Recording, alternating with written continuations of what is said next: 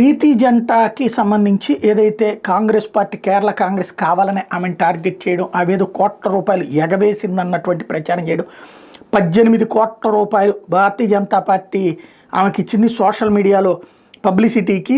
Social media accounts బీజేపీనే నడుపుతుంటుంది ఆమెది, అందుకు గాను 18 కోట్లు ఇస్తుంది అన్నటువంటి బీజేపీ ఇస్తుంది ఆమెకు అన్నటువంటి ప్రచారం చేసుకొచ్చారు. ఓపెన్గా వాళ్ళకి సంబంధించినటువంటి కాంగ్రెస్ కేరళ అఫీషియల్ పోస్ట్లో పెట్టుకొచ్చినటువంటి దాని మీద ప్రీతి జంట క్లియర్గా చెప్తూ, అయ్యా నేనైతే 10 పైసలు అప్పు తీసుకోలేదు ఏ బ్యాంక్ దగ్గర నుంచి కూడా, అలాగే నాకు ఏ బ్యాంకు కూడా ఇంతకుముందు రుణమాఫీ చేయలేదు. ఎందుకంటే వీళ్ళు ఏమన్నారంటే 18 కోట్ల రూపాయలు ఈవిడ ఒక బ్యాంకులో అప్పు తీసుకుంది, కేరళలో మూతబడ్డటువంటి బ్యాంకు.